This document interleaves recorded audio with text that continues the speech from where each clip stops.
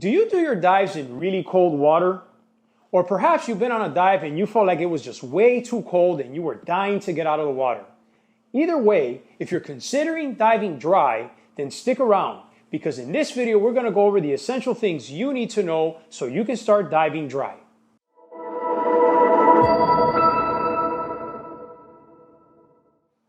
So what exactly is a dry suit? Well, as you can see, I'm wearing one now. And essentially what a dry suit does is it keeps you dry. And the way it does that is by creating seals both on your wrist and on your neck that keeps water out so that you can dive without getting wet. There are two reasons why you want to dive dry. The first one is because you are a person who gets cold underwater easily and you want to stay warmer. The second is because you're diving in extremely cold water temperatures and a wetsuit just won't do. Either way, a dry suit is going to keep you warmer than a wetsuit overall. Before we go on, don't forget to like the video and subscribe to the channel, and don't forget to hit the bell icon so you don't miss any of our videos. If you're used to diving in a wetsuit, there are several differences between wetsuits and dry suits that you need to be aware of. First of all, dry suits create an air pocket, which you need to manage when you're diving. And we're going to go over that a little bit later in this video. The next thing you need to know is that dry suits require much more maintenance than wetsuits. Also, dry suits require separate training that you need to consider if you're going to go diving dry. And lastly, dry suits tend to be way more expensive than wetsuits.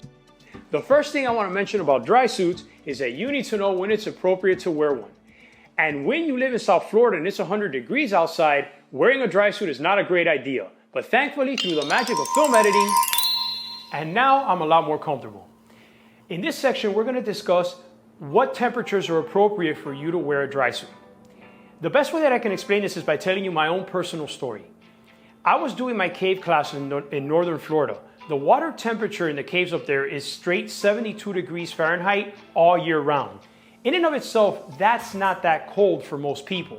I can tell you that personally it was cold for me, but I was okay wearing a wetsuit at that time until I did a dive in cold weather.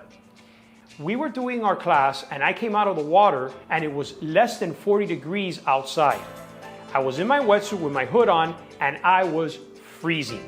It was at that moment that I knew that if I wanted to keep diving in the caves in 72-degree water, I needed to wear a dry suit because I wanted to be comfortable both inside and outside.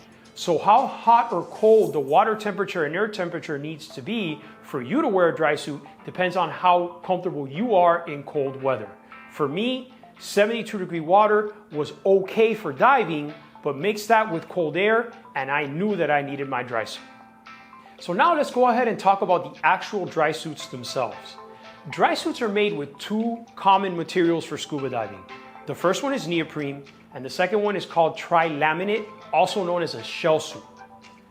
Neoprene suits are made of the same material as wetsuits. They use neoprene seals to keep water out. The advantage is that the suit itself provides some thermal protection while allowing the use of undergarments for more if needed. On the other hand, they are more buoyant, which means you're going to need to wear more weight. Shell suits, also known as trilaminate suits, do not provide thermal protection on their own, but are less buoyant. If you wear a trilaminate suit, you will need an undergarment. Trilaminate suits use latex or silicone seals, depending on which you prefer. So we just talked about the different types of materials that dry suits are made of, neoprene and trilaminate. The next thing we need to discuss is the undergarments, because the undergarments are going to determine how cold the water that you can dive in will be. Undergarments themselves are made of two different types of materials. They're made of fleece and they're made of loft. Here we have an example of a 150-gram undergarment. This is a fleece undergarment. The 150 grams refers to the weight or thickness of the undergarment. The higher the number, the colder the water you can use it in. This undergarment is good for use in moderately temperatured water. Here we have a 300-gram fleece undergarment. This undergarment is twice the thickness of the one that I just showed you and can be used to dive in much colder water temperature. I also have an example of a 200-gram loft undergarment. This one falls in between the two we just saw. And this undergarment can also be used in moderately to colder temperatures depending on how comfortable you are in cold water. It's important for you to remember that the thickness of the undergarment also affects the buoyancy. The higher the undergarment thickness is, the more weight you're gonna need to be able to sink when you're in the water. Another thing to mention about undergarments is that you can layer them.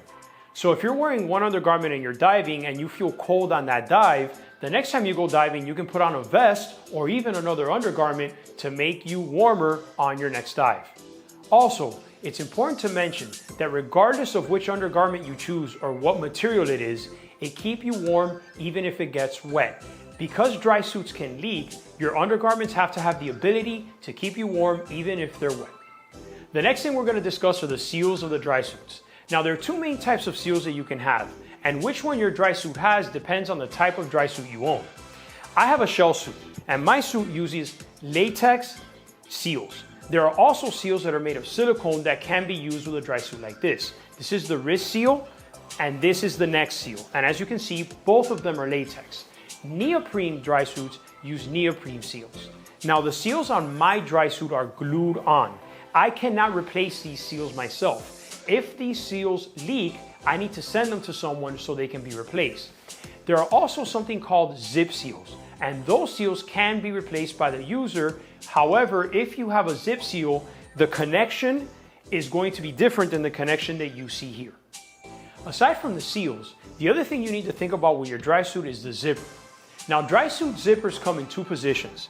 My dry suit, which is also known as a self-donning dry suit, has the zipper in the front. This means that I can go ahead and put this on myself without help. Some dry suits have the zipper across the back from shoulder to shoulder. If you have a back zipper dry suit, you're gonna need someone to help you close it when you put it on.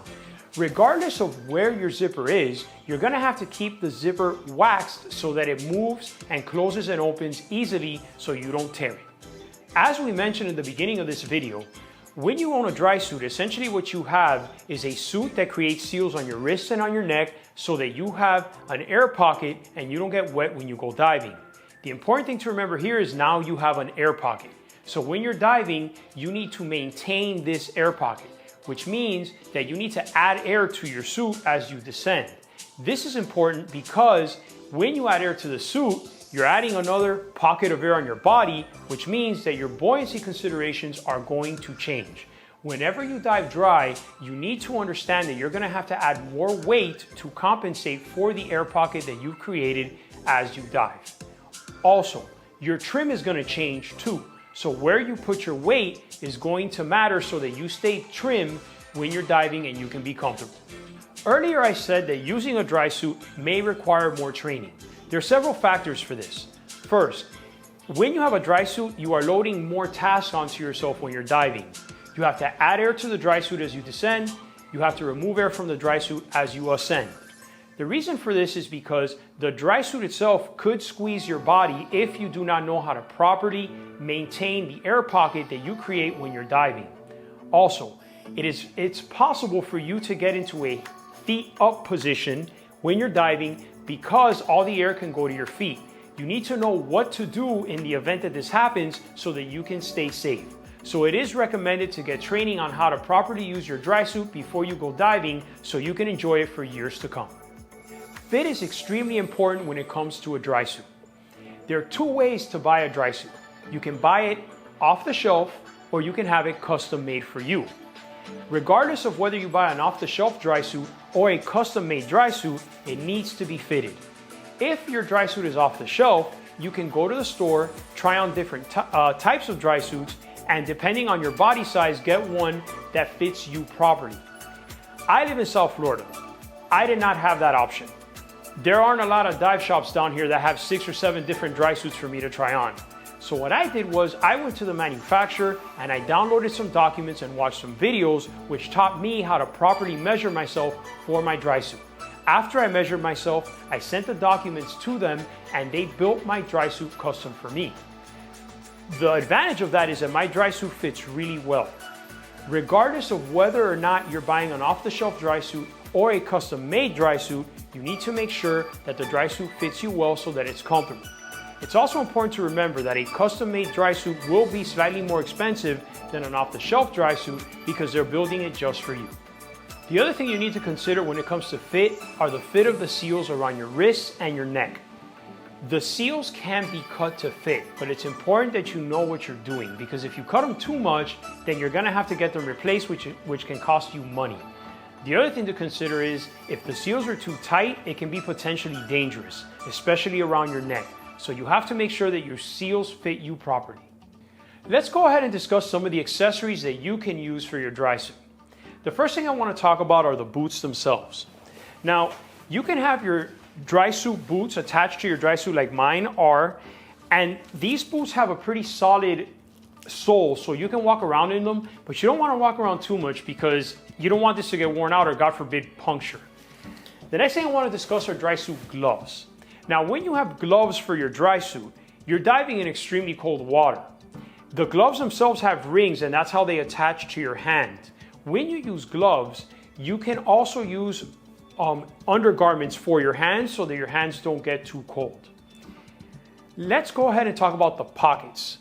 What I did is I had my pockets glued onto the side of my hip on my dry suit. You can do that, or you can get like something that goes over the suit itself and the pockets can be attached to that. My dry suit also has a P-valve, which is right here. And you can have a P-valve installed on your dry suit, but that comes with a lot of other things that you need to consider. So that's something that you definitely want to look more into if you decide to get a P-valve on your suit. So let's recap. The need for a dry suit depends on many factors. How cold the water that you're diving in is, how comfortable you are in cold water, access to training, how you're going to get fitted, and even your budget are all things that you're going to consider when you buy a dry suit.